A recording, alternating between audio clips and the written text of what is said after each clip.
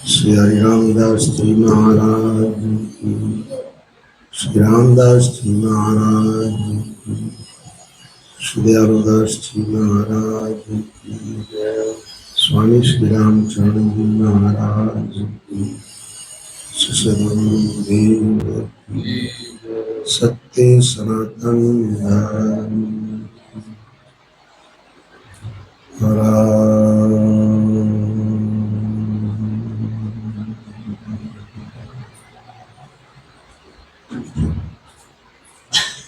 निर्लागी पर ब्रह्म सो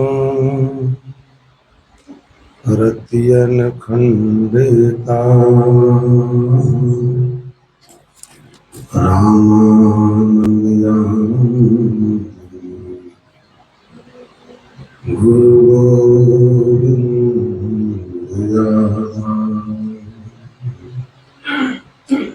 परम सद्गुरु प्रणम्य पुनि सब संत नमो। हरि नाम भवन में या पद समान को, सद्गुरु से दी विनती पर ब्रह्म सुन प्रणाम। अनंत कोटि सुंदराम श्री करुण नमो राम गुरुदेव जी जंत्र काल केवल विघ्न हरण श्री रामदास परमतीत राम गुरुदेव जी पुण्य के संग जिनको राम चरण की वंदन नमो राम पर ब्रह्म जी सद्गुरु दयाला जन धरिया वंदन करे पल पल बारंबार। राम सर्वोत्तम राम जी महाराज के पावन चरणों में प्रणाम नमस्कार करते हुए तत्पश्चात श्री सद्गुरु जी महाराज के पावन चरणों में प्रणाम नमस्कार करते हुए राम प्रेमी सज्जनों, यहाँ पर खेड़ापा रामश्री संप्रदाय के आदि आचार्य श्री रामदास जी महाराज की अनुभव वाणी का प्रसंग चल रहा है। वाणी जी के अंदर गुरुदेव का अंग चल रहा है। वाणियां सब गुरु से आरंभ होती है, जितने महात्माओं की वाणियां हैं। और जिन लोगों ने बिना गुरु साधना आरंभ की, भजन तो वो करते रहे लेकिन सफल नहीं हुए, तो आखिर सद्गुरु की शरण में उनको जाना पड़ा। ये जो संसार है, संसार का अर्थ यही नहीं है कि केवल मनुष्य लोग, ये मनुष्य ही संसार है। संसार का अर्थ है 3 लोक 14 भवन, एक ब्रह्मांड जो है वो पूरा संसार के अंतर्गत आता है। इन पूरे ब्रह्मांड के अंदर हमारी आत्मा का हित करने वाला या आत्मा को वापस अपने मूल स्थान तक पहुंचाने वाला कोई है तो वो सद्गुरु ही है, दूसरा कोई है ही नहीं। इसलिए हमारे महात्माओं ने कहा 3 लोक फिर सब हम देखे। अब फिरने के लिए थोड़े ही गए थे, उन्होंने अनुभव किया कि त्रिलोकी के अंदर न तो कोई देवलोक में ऐसा है, न कोई पाताल में, न मनुष्यों में भी कोई ऐसा है सदगुरु जैसा जो कि हमें इस संसार सागर से बाहर निकाले। अच्छा, संसार सागर बना कैसे, बाहर कैसे निकलोगे, इसका थोड़ा अनुभव तो होगा तब बाहर निकल पाओ। आप जानते हैं मूलते परमात्मा ईश्वर जो निराकार ब्रह्म, उस निराकार ब्रह्म की माया जो है वो भी निराकार, उस माया से उत्पन्न हुए तीन गुण, तीनों गुणों से इस ब्रह्मांड की रचना हुई है। मृत्यु लोक से ऊपर के जितने लोग हैं वो सब लोग सतोगुण से उत्पन्न हुए और सतोगुण की प्रधानता से जीवात्मा उन लोगों के अंदर जाती है। मृत्यु लोक का जो क्षेत्र है, मृत्यु लोक का अर्थ सीधा यह है कि जहां एक मृत्यु नाम की देवी जिस लोक में राज करती है, शासन करती है, जो इस लोक में आता उन जीवों को, उन प्राणियों को, सबको वो खाती रहती है। तो इस मृत्यु लोक की रचना जो हुई है वो रजोगुण से उत्पन्न हुई और रजोगुण की प्रधानता वाले जीव ही इसमें रहते हैं। और मृत्यु लोक से नीचे से जितने लोग हैं, वो चाहे नरक हो, चाहे पाताल इत्यादि जितने भी लोग, उन सब लोगों की रचना हुई है तमोगुण से।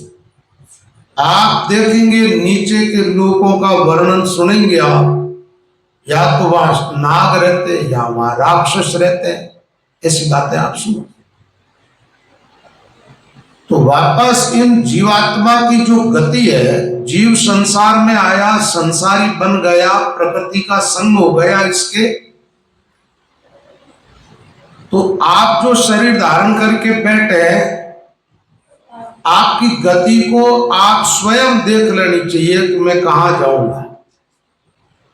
आपके जीवन में सतोगुण की प्रधानता है तो आप उच्च लोकों की तरफ जाइए, स्वर्ग आदि लोकों। आपके जीवन में रजोगुण की प्रधानता है तो आप जहां हो या आओगे, ये जरूरी नहीं है मनुष्य बन के आओगे। इस लोक के अंदर मनुष्यों के अलावा बहुत सारे प्राणी निवास करते हैं, पशु पक्षी जलचर थलचर बहुत जीव है। तो उन जीवों में से कोई भी शरीर धारण करके आप रजोगुण प्रधान जीवन जीते हो। आर भी राजस है, विचार भी राजस है, इंद्रियों का व्यवहार भी राजस है, कर्म भी राजस है। तो रजोगुण की जीवन में प्रधानता है तो लौट के वापस कहाँ होगे, इसी लोक। और तमोगुण वृद्धि को प्राप्त हुआ है, यहां आने के बाद आपने अपने जीवन में तमोगुण को स्थान दिया, तमोगुण बढ़ा है। निद्रा, आलस्य, प्रमाद, ये चीजें आपके अंदर बढ़ती जा रही है तो जीवन में तामस गुण की प्रधानता रहेगी तो है इससे नीचे चले जाओ। अधो यानी नीचे, ऊर्ध्व यानी ऊपर, मध्य यानी बीच में। ऊर्ध्वम गच्छन्ति सत्वस्ता, मध्य तिष्ठन्ति राजसा, जगन्य गुण वृत्तिस्ता, अधो गच्छन्ति तामसा।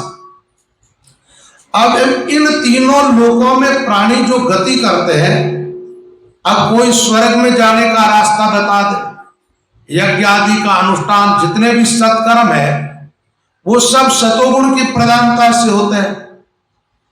उसके अलावा मान लीजिए सत्कर्म के अंदर भी सबसे उत्तम सत्कर्म जो है वो उपासना है।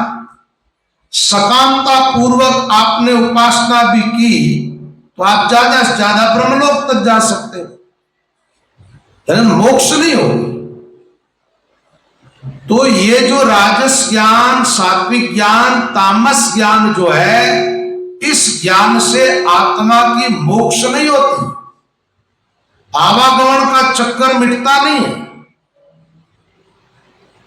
तो सदगुरु जो है वो ऐसा जीव को ज्ञान बताते हैं जिससे पहले तमोगुण से छुटकारा मिले, वो तामस गुण से ऊपर उठाते हैं। अच्छा एक बात बताओ, आप जब ध्यान की गहराई में जाते हो भजन साधन करते हुए, जब आपको जो स्थान बता दिया जाता है उस पर आप अपने ध्यान को केंद्रित कर लेते हो, उस समय आपके जीवन में रजोगुण रहता है कि इंद्रियों का कोई व्यवहार रहता है, कोई पसारा वगैरह, कुछ वैचारिक द्वंद्व वगैरह, ऐसा कुछ रहता है क्या? इसका मतलब अच्छा ध्यान में गए कब, तमोगुण छोड़े बगैर आप ध्यान में जा सकते? जो लोग सोते रहने के शौकीन है वो ध्यान कर पाए, जो आलस में पड़े रहते हैं, जो प्रमादी है, व्यर्थ चिंतन करते हैं, व्यर्थ की चेष्टाएं करते हैं, व्यर्थ के कर्म करते हैं, निकम्मे रहेंगे तो या तो ताश खेलेंगे या कुछ ऐसे खिलौने मोबाइल आदि में खेलेंगे या उनको देखते रहेंगे, ये व्यर्थ की चेष्टाएं हैं, इसको प्रमाद कहते हैं शास्त्रीय भाषा में। तो जो प्रमादी है, आलसी है, निद्रा के वश में है, एक तो निद्रा शारीरिक आवश्यकता है, जैसे देह की खुराक, जैसे हम अंजल शरीर को देते हैं तो शरीर स्वस्थ रहता है, ऐसे आवश्यक निद्रा का शास्त्रों में खंडन नहीं है। आवश्यक निद्रा का मतलब शरीर को जितनी खुराक चाहिए, क्योंकि ये शरीर तमोगुण प्रधान है, तमोगुण से बना है, तो ये तमोगुण से ही अपनी खुराक लेता है। सूक्ष्म रजोगुण से बना है तो रजोगुण से खुराक लेता है। कारण सतोगुण से बना तो उसको खुराक भी सतोगुण से मिलती। तो आवश्यकता अनुसार जैसे 4 घंटा नींद ले लो आप, उसके बाद शरीर में एक ताजगी आ जाती, फिर ध्यान में बैठोगे तो ध्यान आराम से होगा आपका। तो पहले तमोगुण से आगे बढ़े, रजोगुण में आए, रजोगुण से निकलना है तो क्या करोगे? ध्यान में जाओ। अब ध्यान में जाने के बाद रजोगुण छूट जाता है, लेकिन सतोगुण तो आपका साथी है। ध्यान करते करते जो सुख मिलता है ना, उसको आप आनंद कहते हो। आपको अभी आनंद का पता ही नहीं। जब तक आत्मानुभूति नहीं होगी, आत्मा परमात्मा की एकता का अनुभव नहीं होगा, वो अनुभव किसी वृत्ति विशेष से नहीं होता, तो उस अनुभूति में पहुंचोगे तब मिलेगा आनंद।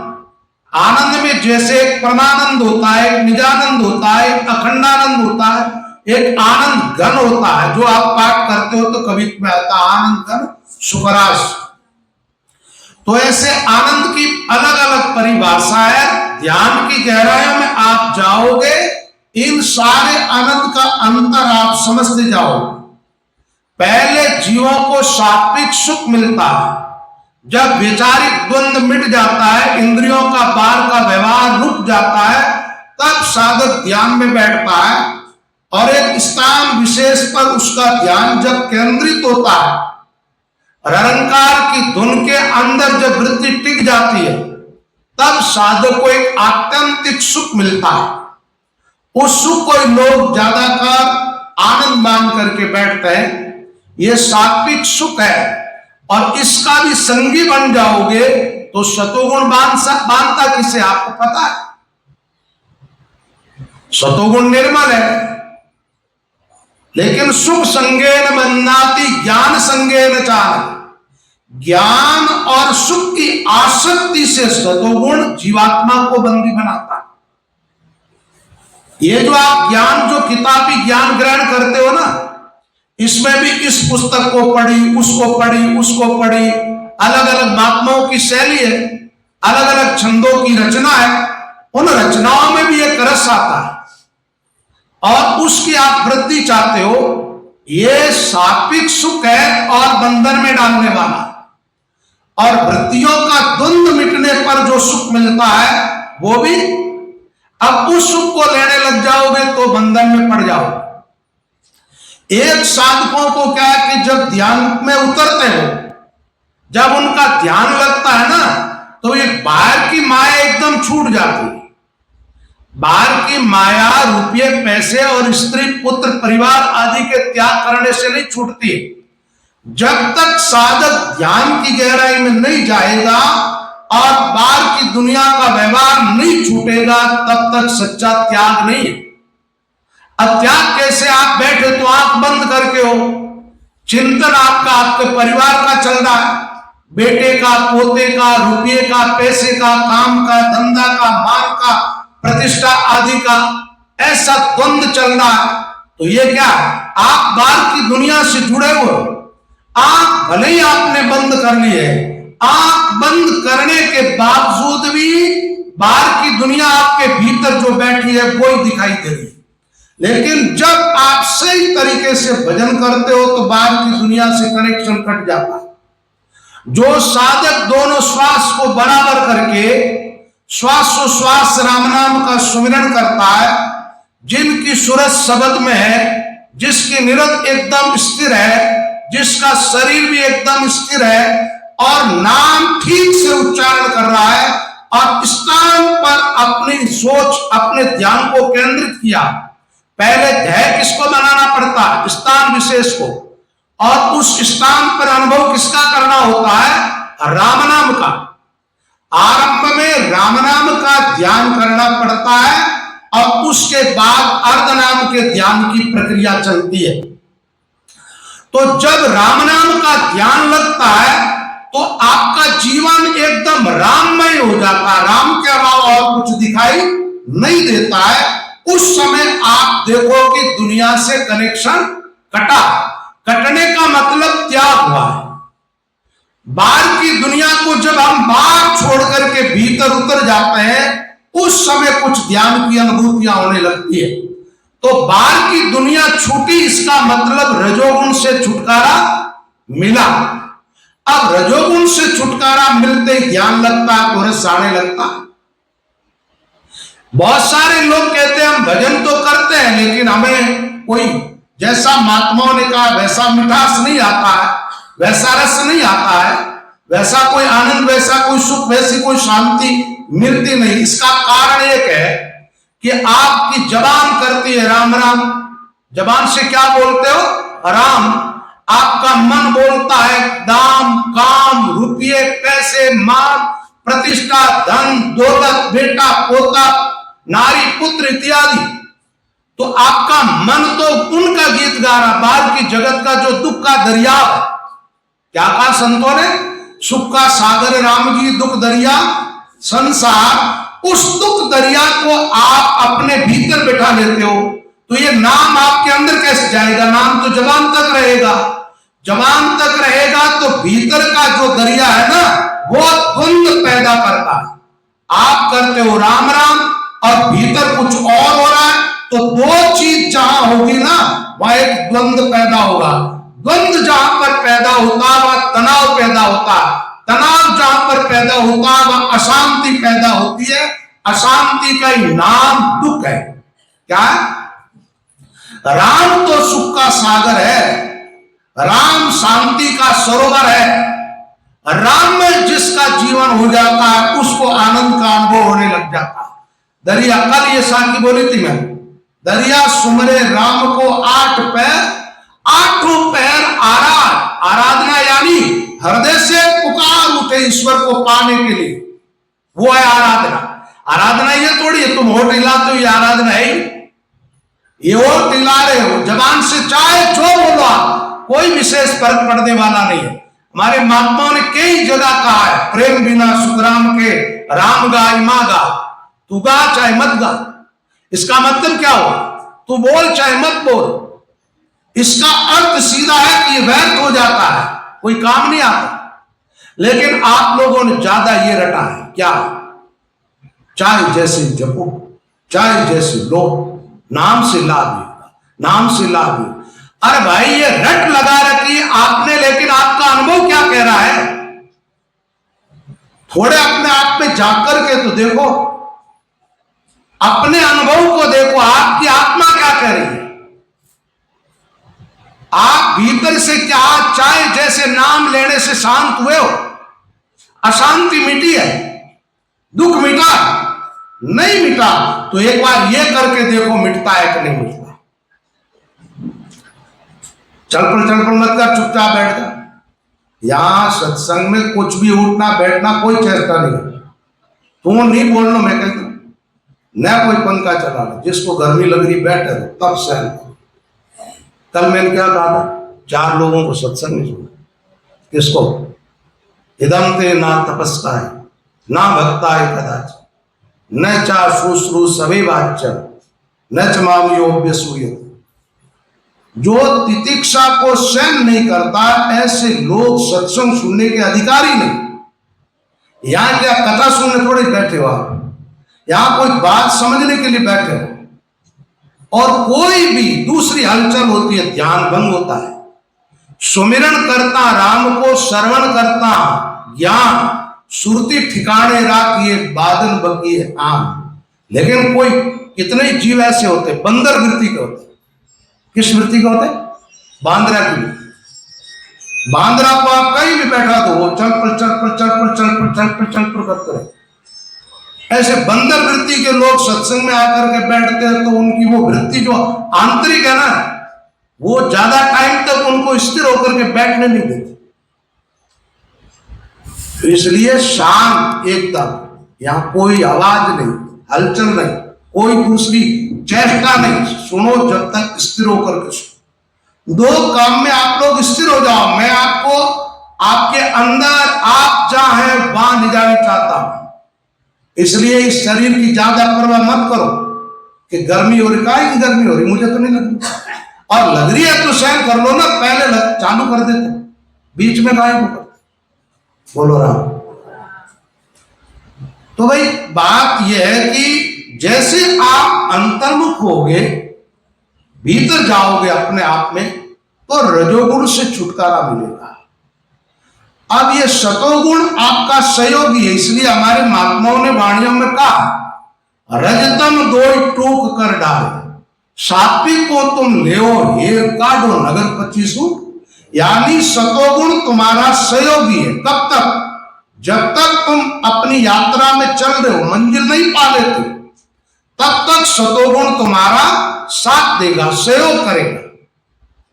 इसलिए सतोगुण के साथ आप अंतर यात्रा में चलते रहो। अब यहां क्या होता है, जैसे आप अंतर्मुख होगे, माया अपना प्रभाव पूरा दिखाती है। नहीं तो ऐसे जीव सब मुक्त होते तो आज पहले दुनिया मुक्त हो जाती। यहां लाखों में कोई एकाध निकलता है, परम पद को प्राप्त करता है। बाहर की माया छूटते ही उच्च लोगों की जो माया है वो भीतर आकर के प्रकट हो जाती है। कहां होती? अच्छा, ये भीतर के जितने चिन्ह दिखाई देते हैं, ये क्या चीज है? ये माया। सूक्ष्म शरीर में सात्विक माया प्रकट होती है, और उन्हीं माया के उलझन में उलझ जाता वो साधक भी गतिमान नहीं होता, उसका भी ध्यान आगे नहीं बढ़ता। आपको केवल और केवल नाम के सहारे चलना, और क्या घटित हो रहा है उनकी बिल्कुल परवाह मत करो। जो घटित हो रहा है वो सब छूटता जाएगा। चाहे वो कंठ कमल पर कोई कमल खिला है, उसका रंग रूप प्रकट हुआ, उसको मत देखो, वो देखने की चीज नहीं है, क्योंकि वो तुम्हारे साधना में साथ रहने वाला नहीं है। वो कमल जैसे आप आगे निकलते हो पीछे रह जाता है। तो आप जब चलते हो उस समय जो चीजें पीछे छूटती है, उनसे हमारा चित्त प्रभावित नहीं होना चाहिए।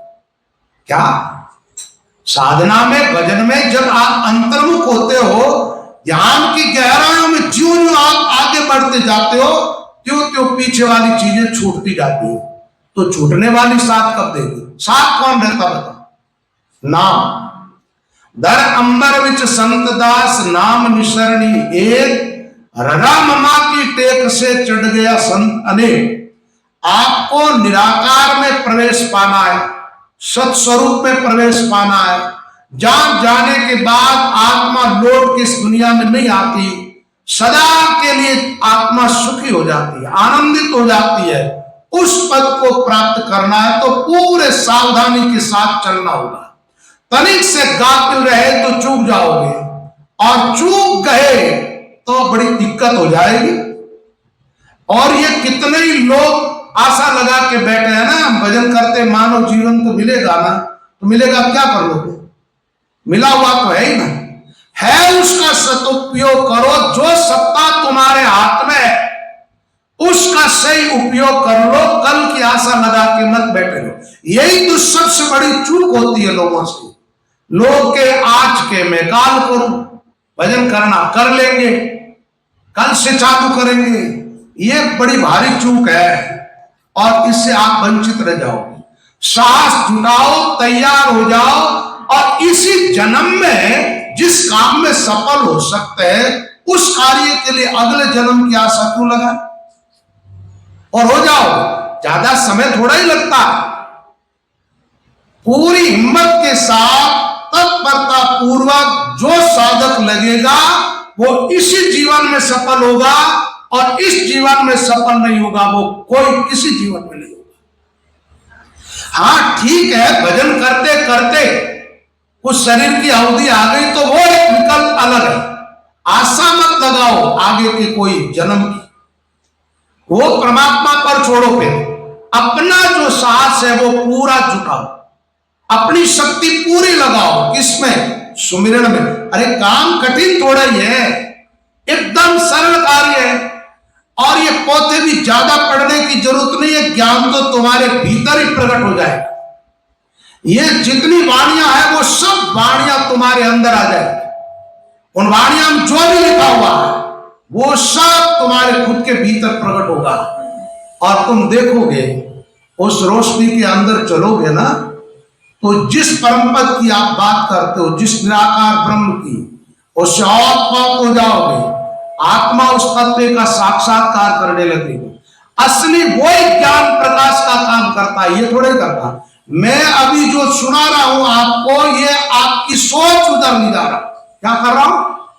इस ज्ञान से तुम्हारे भीतर रोशनी नहीं प्रकट होगी। जो तुम्हें सुझाव दे रहा हूं उसके अनुसार लग जाओगे, अंदर उतरोगे, भीतर जाकर के देखोगे, तब तुम्हें अनुभूतियां होगी कि ये और ये जीवन जो है ना, इतना बड़ा चमत्कारी जीवन है ये जीवन। इसमें एक एक स्थान पर आप अंदर उतर कर देखो तो इतना दिव्य चमत्कार भरा हुआ। बाहर भी है लेकिन बाहर वाला चमत्कार देखते देखते तुम्हारी आंखें थक गई, इसलिए अब तुम ज्यादा इनसे आकर्षित नहीं हो रहे। नहीं तो आंख के भीतर रोशनी निकल रही है, इस दुनिया को दिखा रही है, ये भी कोई चमत्कार कम नहीं। लेकिन आप भीतर जाओगे तो एक आंख और खुल जाएगी तुम्हारी और उन आंख से देखोगे तो ये जो दुनिया देख रहे हो इससे कुछ और ही विलक्षणताएं तुम्हें दिखाई देने लगेगी, अलौकिकताएं दिखाई देने लगेगी और वो केवल शारीरिक नहीं होगी, वो कुछ दिव्यता अलग ढंग की होगी। तो बात यह है, आपको जाना किधर है? अपने आप में। अपने आप को छोड़ करके जो भी इधर उधर जा रहे सब भटक रहे, किसी को कुछ नहीं मिलने वाला। बाहर माया है, माया का नाम और कुछ भी नहीं। जन हरिराम राम गटमाई बिन खोजा कोई पावत नाही। अपना गटकू खोज रहन दिन सुमिरन करिए, जिन पाया जिन गटी में पा। क्या ये शब्द मुर्दे हो गए, निर्जीव हो गए? क्या आपके चित्त पर इन शब्दों का कोई असर नहीं होता है? होता है तो फिर अंतर्मुख हो जाओ। ये शब्द क्या कह रहे हैं अपने आप में? ये कह रहे हैं बाहर से सिमट जाओ, बाहर से सिमट जाओ, बाहर के फैलाव में मत जाओ, अंदर आ जाओ अपने आप में। आप जिस परमात्मा को खोज रहे हो वो तुम्हारे भीतर बैठा है। अरे सारे शास्त्र एक स्वर में कहते हैं, ईश्वर है सर्वभूतानां हृदय से अर्जुन तिष्ठति। गीता कहती है ईश्वर समस्त प्राणियों के हृदय के अंदर है, सब प्राणियों के बाहर भीतर उसकी सत्ता है। महात्मा लोग कहते हैं घट घट व्यापक राम कहिए। न संत की, न शास्त्र की, न गुरु की, किसी की नहीं मानते हो तो तुम चेले ही अपने मन के हो, और मन के मारे जो नर मरे लग 84 घट बेदर। तुम मन के चेले हो और तुम्हारा मन कहता वैसा करते हो, तुम्हें जन्म लेना ही पड़ेगा और लेना पड़ेगा तो तुम्हारी मर्जी से जन्म नहीं मिलेगा। तुम चाहो वैसा शरीर तुम्हें नहीं मिलेगा। वहां तुम्हारी नहीं चलती है, वहां तुम्हारे भीतर जो गुण चलता है उस गुण की चलेगी। वो गुण तुम्हारे कर्मों के अनुसार जैसे शरीर का निर्माण करेगा तुम्हारी आत्मा को उसी शरीर में जाना पड़ेगा। इसलिए गुरु की मानो, संतों की मानो, और मानते हो तो फिर अपने आप में आ जाओ। किसमें? स्वयं में।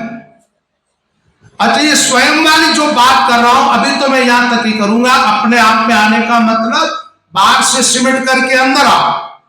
अंदर आओ तो पहले मैं स्थानों की बात कर लेता हूं, जैसे कंठ स्थान, हृदय स्थान, नाभि स्थान। ये बात मेरी पूरी होगी तो मैं एक उस ध्यान की बात बताऊंगा आप लोगों को, जहां पर न कोई स्थान रहता है, न कोई शरीर रहता है, न कारण है, न सूक्ष्म है, न कोई स्थूल है, न कोई शब्द है, न कोई सुरता है, जिसके लिए संतों ने कहा है बिन रसना गुण गाइए, बिन कर बाजे तू, बिना रसना गुण गाना।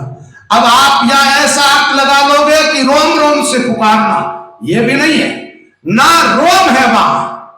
रोम रोम से पुकारने का अर्थ भी यह हो गया कि तुमने अभी तक अपने शरीर का सारा छोड़ा नहीं है, शरीर तक अभी तक लगाव है। लेकिन अभी तो ठीक है, आरंभ में तो ये ठीक है। आरंभ में श्वासोश्वास भजन करते हुए आपको क्या होना? अंतर्मुख।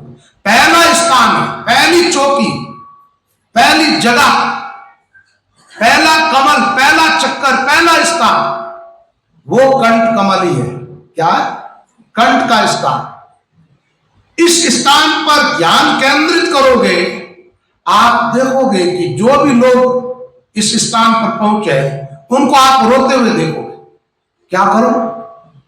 उनको बाहर से आप देखोगे तो वो लोग रो रहे, उनकी आंखों में से आंसू गिर रहे, उनका हृदय गदगद हो रहा, वो चिस्कियां ले रहे, उनका शरीर ठंडा हो गया, कभी शरीर में कंपी हो रही है, कांप रहा, जूझ रहा। लोग देखते ये क्या हो रहा? बाहर से आप देखोगे तो ऐसा दिखाई देगा। उससे आगे की घटना कुछ अलग ढंग की घटित होती है। तो ये तीनों लोक जो प्रकृति का साम्राज्य है, 3 क्या 14 लोक कह दो, 14 लोक के 12वीं प्रकृति है। आप केवल 14 लोक तक इस माया का राज्य मत पाएंगे। एक माया का निराकार रूप है जहां काल का निवास है। कहां? एक बात बताओ, ये सारी सृष्टि प्रलय हो जाती, ब्रह्मा विष्णु आदि सारी शक्तियां लय हो जाती, काल वहां भी जिंदा रहता है। आप कहेंगे ऐसा कैसे हो सकता? काल वहां जिंदा रहता तो रहता कहां? अब कई लोगों ने क्या, महात्माओं की वाणियों में कई संवाद आते, काल के संवाद, ये सोचते कोई भैंसा जैसा आके खड़ा हो गया होगा, उससे बातचीत की होगा। ऐसा नहीं है, काल का समय होता है। एक बात है, जब महाप्रलय होता है सारी सृष्टि लय हो जाती है अव्यक्त प्रकृति में, जब न ब्रह्मा है, न कोई विष्णु, न कोई महेश, न धरती, न आकाश, न सूर्य, न चंद्रमा, न पवन, न पानी, कुछ भी नहीं रहता, एकदम सन्नाटा। उस समय काल निरंजन प्रकृति के गर्भ में रहता है, और जब ही तो वो काल का समय निकलता है ना, प्रलय का समय, और वापस सृष्टि की रचना होती है, तो समय निकलता कैसे? काल जिंदा नहीं होता तो समय निकलता कैसे? समय व्यतीत हुआ, इसका मतलब काल वहां जिंदा था। काल का अर्थ क्या? समय। ये तुम्हारे शरीर को समय तो खा रहा, बचपन को किसने खाया? समय ने। जवानी को किसने खाई? समय ने। बुढ़ापे को कौन खा रहा? समय। और समय आने पर ये देह मिटेगी। लेकिन एक बात है, स्थूल सूक्ष्म कारण, पूरा ब्रह्मांड, प्रकृति आदि सब पर काल का जोर चलता है। लेकिन एक तत्व ऐसा भी है, एक जगह ऐसी भी है जहां पर काल नहीं पहुंचता, काल की पहुंच नहीं है। जीते जी वहां प्रवेश कर जाओगे तो वापस नहीं आओगे, नहीं तो महाप्रलय में सारे जीव निरंजन प्रकृति में लय होकर के निराकार ब्रह्म में जाती है प्रकृति। लेकिन वो कर्म और संस्कारों को लेकर के आत्माएं गई है, उसमें लय हुई, इसलिए वापस सृष्टि की रचना होती है। उन्हीं कर्म संस्कारों के अनुसार वैसी सृष्टि वापस बन जाती है। वहां पेड़ थे और प्रलय में गए तो पेड़ ही बढ़े, मानव थे तो मानव बन जाते, जैसी थी वैसी की वैसी सृष्टि प्रकृति के गर्भ में से निकल जाती है। तो प्रकृति के स्थूल रूप जो हम देख रहे हैं, ये तीनों गुण उत्पन्न होने के बाद का आकार जितने हो। लेकिन पहले तो तीनों गुण जब प्रकट नहीं हुए प्रकृति से, जब तक तो प्रकृति निरंजन थी, आकार रहित थी वो। लेकिन काल वहां तक साथ में है। जब कर्म तो कट जाते, कर्म कटना कोई बड़ी बात है ही नहीं, कर्म संस्कार भी मिट जाते हैं। आप कहेंगे संस्कार मिट जाते हैं तो जन्म कैसे होता है? एक बात है, ध्यान में एकदम लय हो गए, उस समय कोई संस्कार नहीं होते हैं। लेकिन संस्कारों का दो रूप होता है, एक अवचेतन संस्कार और एक चेतन संस्कार।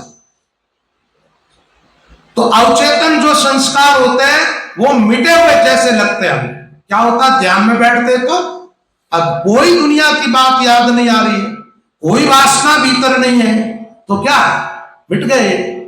लेकिन आप देखो अपने आप को कि वापस जैसे ध्यान टूटता है और धीरे धीरे तरंगें निकलने लगती अंतःकरण से, वो सोए हुए संस्कार वापस, इसका मतलब अभी तक काम हुआ नहीं। तो सदगुरु की महिमा वाणियों में इतनी क्यों है? गुरु के द्वारा क्या मिलता है? वो रास्ता प्राप्त होता है जीवात्मा को, जा जाने के बाद लौट के वापस नहीं आना पड़ता। सदगुरु ऐसो ज्ञान उचारियो निगम वेद। अच्छा, वेदों में ज्ञान है वो कौन सा है? त्रिगुणात्मक ज्ञान है। गीता पढ़ोगे तो गीता कहती है त्रिगुणीय विषया वेदा निस्त्रैगुणियो भवार्जुन। बोले ये वेद ज्ञान जय, ये त्रिगुणात्मक ज्ञान है, गुणों से रहित ज्ञान नहीं है तो बहुत कम होने के कारण जीवों की पकड़ में नहीं आता। वो थोड़ा सा था ना, उसको महात्माओं ने ग्रहण किया और उसका विस्तार किया। अब ये वाणियां इतने बड़े बड़े पोते हैं ना, इसमें सार तत्व देखोगे तो इतने बड़े पोते नहीं है। इनमें भी आप देखोगे बहुत सारी बातें तो ऐसी है, लोक व्यवहार, ऐसा करो ऐसा नहीं करो, ये क्या है? ये नीति शास्त्र। इनसे कोई मुक्ति थोड़ी होने वाली, मोक्ष थोड़ी होने वाली। वाणी रामचंद्र जी महाराज की वाणी में देखो तो मोक्ष का मार्ग जो है उन्होंने उपदेश दिया। अब उपदेश पूरा नहीं देते आप लोगों को, साधु देते तो है, राम नाम तारक मंत्र सुमरे शंकर जय, बस दो दुआ सुनाया उपदेश पूरा हो जाता है। जबकि उपदेश तो यहां पूरा होता नहीं। उपदेश जहां पूरा होता है जहां निरंजन तत्व विराजे, ज्योत प्रकाश अनंतर विराजे और प्रांत भय द्वेतन दर्शे। लेकिन यहां तक कोई लेके जाता नहीं है। लेकिन सदगुरु का काम क्या होता है? उपदेश आरंभ यहां से करते हैं, कहां से? और उनका पूरा उपदेश होता है साधना की पूर्ण स्थिति पर। तो वो जो अंतर्मुख होने वाला ज्ञान है वो मोक्ष का मार्ग। अब दूसरा ज्ञान क्या है? तो वो क्या मिथ्या? मिथ्या नहीं है, ऐसा है। आप बार मुख बार के पसारों में ऐसे झूठे झंझटों को पकड़ते रहोगे ना, भ्रम को, तो सच्चाई की तरफ से ही मार्ग की तरफ आओगे ही नहीं।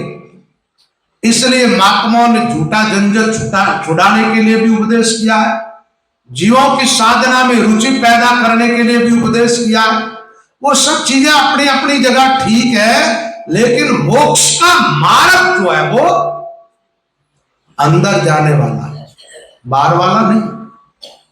अंतर्मुख चलना चाहिए। अब अंदर चलोगे तो क्या पैरों से चलो, तो गाड़ी मोटर से चलो, कैसे चलो? अरे भाई कोई चीज तुम्हारे भीतर जा रही है, उसके सारे तो जाओगे। श्वास कहां चलती है? भीतर चलती है। तो श्वास के साथ महात्मा अंदर उतरे अपने आप।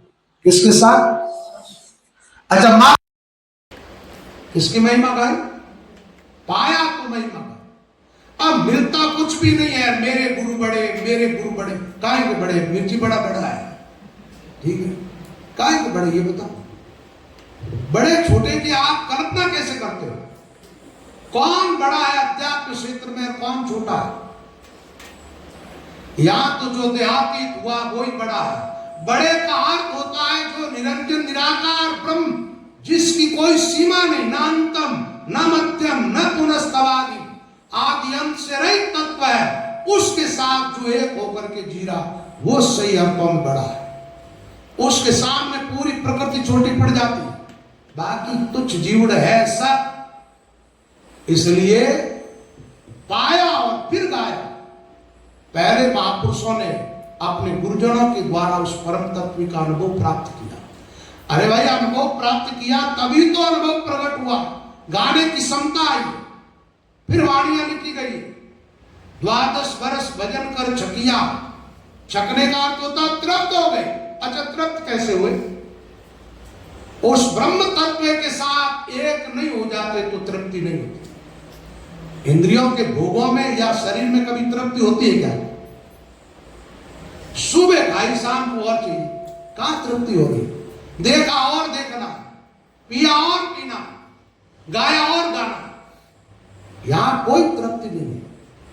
तृप्ति वहां है जो निराकार तत्व के साथ आत्मा आकार को छोड़ के निराकार होके एक हो जाए, उसका नाम है सच्चित तृप्ति। तो 12 वर्ष गुरु महाराज ने सुझाव दिया, उपाय बताया, भजन करने का तरीका, और लगे ध्यान में। पहले उपदेश नहीं किया, पहले भजन किया। क्या किया? और ऐसे ही उपदेश करते वो क्या, बारे बारे चांदनो भीतर काली रात, कबीर शाह की मोकली कतनी का नहीं ओढ़, बिना भजन रो ठीक रो भावे जाई ओढ़।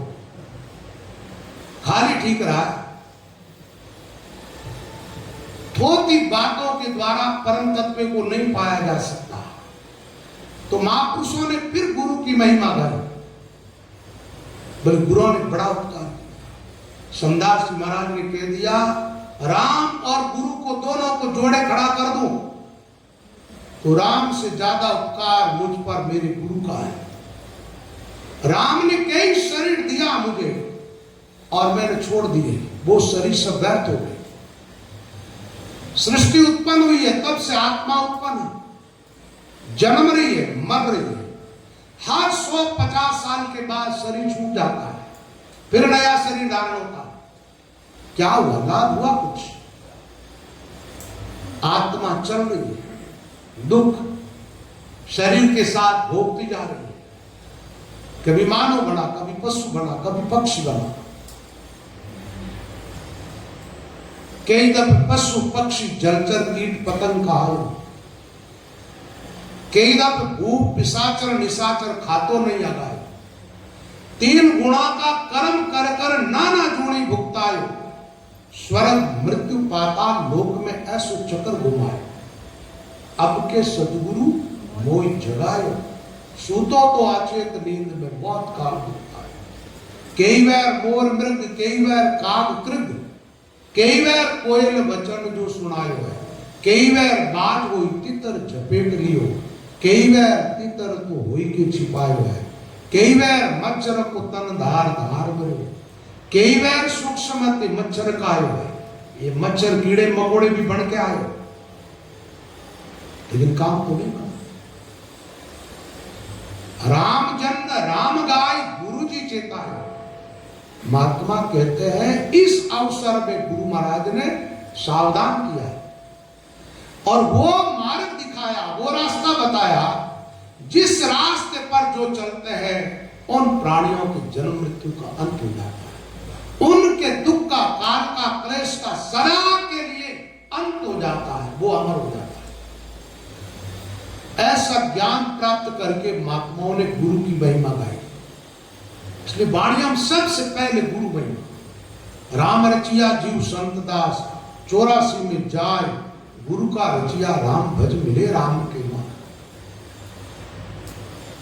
सागर बहुत बड़ा है, अथाह पानी है, लेकिन क्या पी के प्यास बुझा सकते हैं?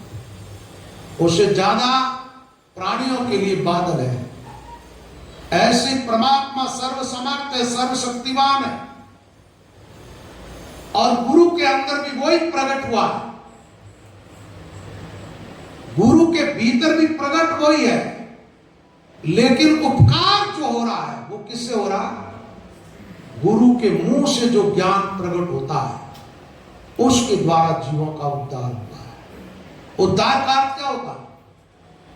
ऊर्ध्व गति को प्राप्त होते जीव, जहां है यहां से ऊपर उठते हैं, ऊपर उठते हुए इतने ऊपर उठते जाते हैं, प्रकृति से बाहर निकल जाते हैं।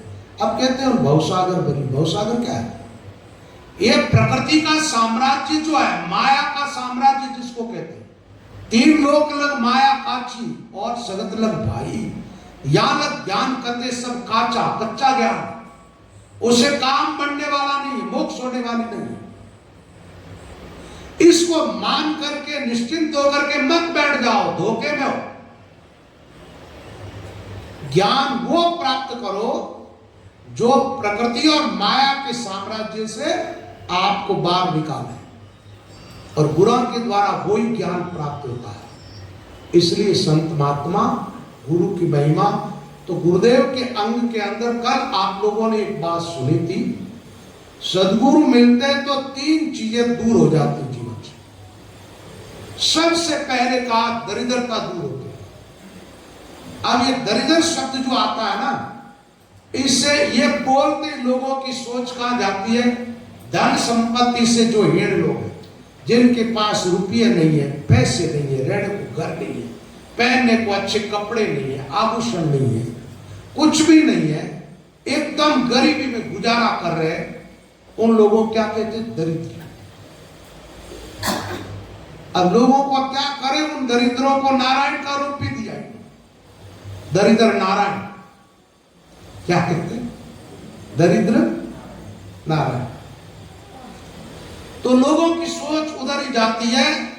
लेकिन एक आदमी ऐसा है जिसके पास अरबों खरबों की माया है, रहने के लिए ऐसा आलीशान बंगला कि शहर में किसी के पास न हो, लाखों रुपये, करोड़ों, अरबों खरबों, और सारे शरीर से भोगे जाने वाले पदार्थ, उसके बावजूद वो आदमी दरिद्री है।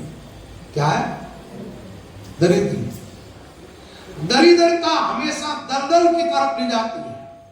वो आदमी जहां है यहां से नीचे जा रहा, दलदल की तरफ। उन भोगों में वो ईश्वर को भूल चुका, नाम स्मरण नहीं कर रहा, ईश्वर की तरफ नहीं जा रहा, सत्संग में नहीं बैठ रहा।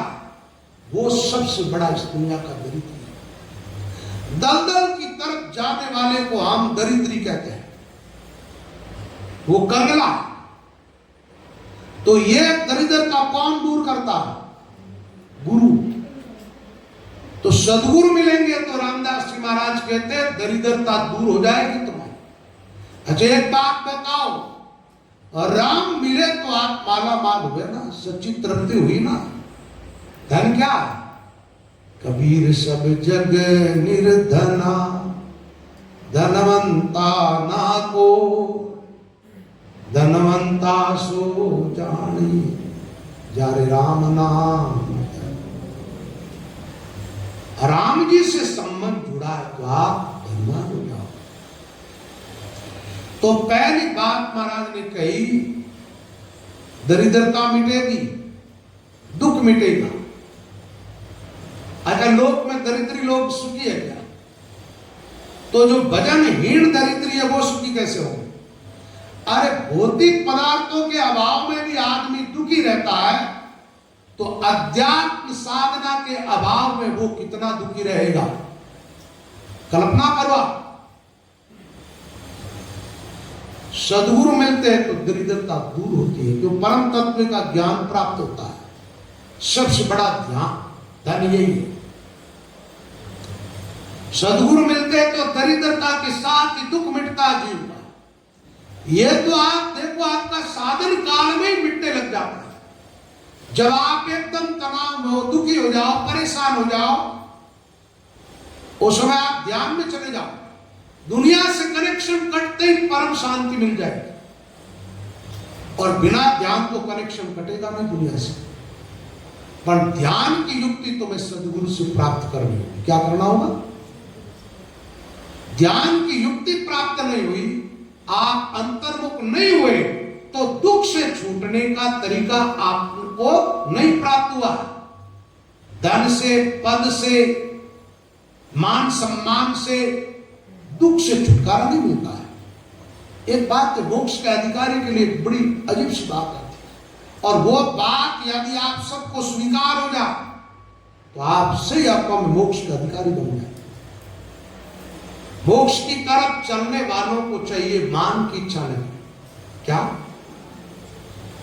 निर्माण मोहा जित संग दोषा अध्यात्म नित्या निर्वृत्त कामा द्वंद्वैर विमुक्ता सुख दुख संगे गच्छन्त्य मूढ़ा पदमभ्ययं तत्। उस परम पद को प्राप्त करने का अधिकारी कौन?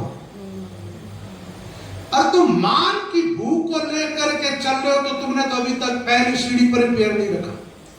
मान किसका होता है ये बताओ? मान सम्मान होता है किसका? देह का होता है, आत्मा का होता है? नाम किसका? देह का है या आत्मा का? तुम यात्रा आत्मा की तरफ करनी चाहते हो और शरीर का मान चाहते हो।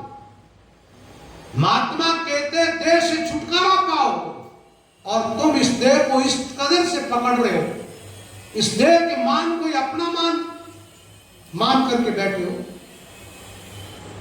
अच्छा, मान के साथ ही तुम्हारा मोह जुड़ा हुआ है। मोह किससे होता? प्राणियों से, पदार्थों से।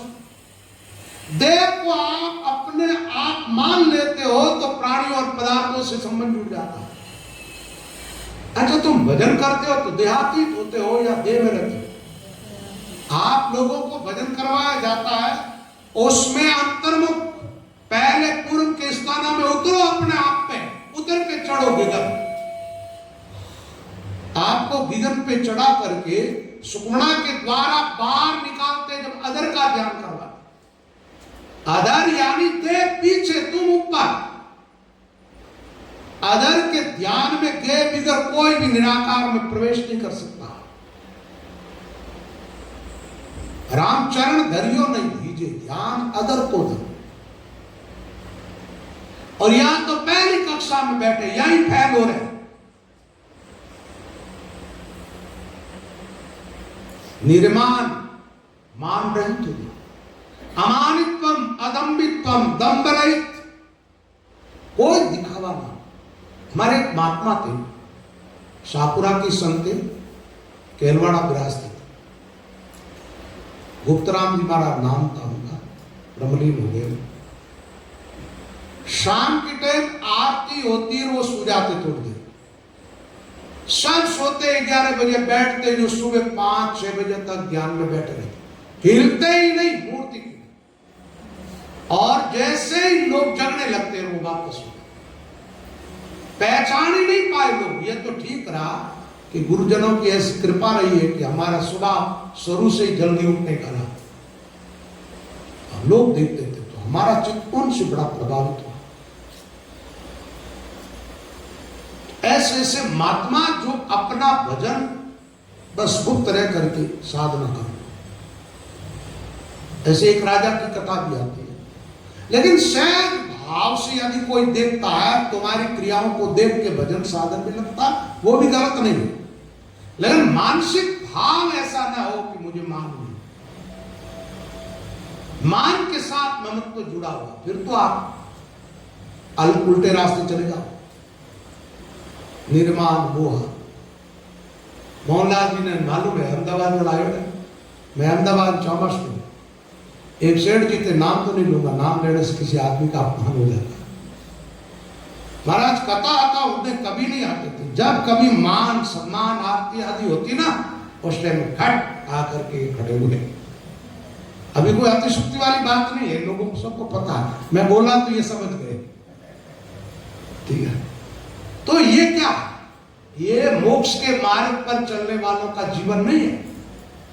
संसारी लोग चले ठीक है, उनके लिए ठीक है, वो जहां बैठे हैं, उनको आना ही वापस दुनिया में, उनको जन्म मरण में आना है, मुक्त होना ही नहीं है, उनके लिए वो रास्ता ठीक है। दूसरी बात, अभी बहुत सारे लोगों का चित्त प्रभावित हो रहा है। कोई गायों की सेवा दक्षिण है, न कोई कठिन है, कोई कठिन है। अरे तुम भजन में लग जाओ, डांडा चराने से मोक्ष नहीं होती। ठीक है, कोई जानवर मर रहा हो, दुखी हो, घास चारा पानी की जरूरत हो कर दो, उनके भक्त मत बनो, भक्त केवल और केवल किसका बनना है? अरे उनसे तुम्हारा जीवन महत्वपूर्ण है। ये बहुत सारे लोग फालतू की बकवास करते हैं और उन बकवास से उन लोगों का गुजारा चलता रहता है। मोक्ष का मार्ग सिर्फ एक है, राम की उपासना। राम कहते राम ही मिले, दूजी नहीं उपाय। तुम्हें स्वर्ग में जाना तो अलग बात है, तुम्हें वापस यहां करके कोई राजा सेठ बनना तो वो ज्ञान अलग है। मुक्त होने वाला जो ज्ञान है वो तो एक ही, अक्षय धर्म, राम की उपासना करनी पड़ेगी, उसका ज्ञान भी अक्षय। नांचर गम कीजिए। नांचर का अर्थ क्या होता है? जो अक्षर है, अक्षय, जो कभी नहीं मिटता, उस तत्व की तरफ चलना है। तो रामदास जी महाराज ने कहा, दुख दालित भव दूर, दरिद्रता मिटेगी, दुख सदा के लिए मिट जाएगा। सुख का सागर राम जी, दुख का भंजन अर्थ क्या? खत्म कर देना, उसको मिटा देना। सुमिरन में लगोगे आप, देखना दुख से छुटकारा मिल जाएगा। नहीं तो दुख पकड़ेगा और दुख को आप पकड़ोगे। बाहर की दुनिया में रहोगे, दुख की पकड़ छूटेगी नहीं। दुख तुम्हें नहीं छोड़ेगा, तुम दुख को नहीं छोड़ोगे। कभी रोओगे, कभी हंसोगे। वो तुम्हारा हंसना जो है, उसके पीछे भी दुख छिपा हुआ है। कई लोग हंसते हैं, ऐसे हंसते हैं। इसका अर्थ सीधा है कि वो भीतर से रो रहे, बाहर से हंसते हैं। भीतर की हंसी कुछ और ढंग की होती है और वो भी कायम नहीं रहेगी। बाहर की कुछ अनुकूलता को देख करके हंस रहे हो ना, बेटे को, पोते को, रुपये को, पैसे को, मान को, प्रतिष्ठा को, अपने अनुकूल कोई आया तो उसको देख के मुस्कुरा रहे हो ना, ये मुस्कुराहट भी कायम नहीं रहेगी, ये मिटेगी। क्यों? ये सब मिटने वाला है।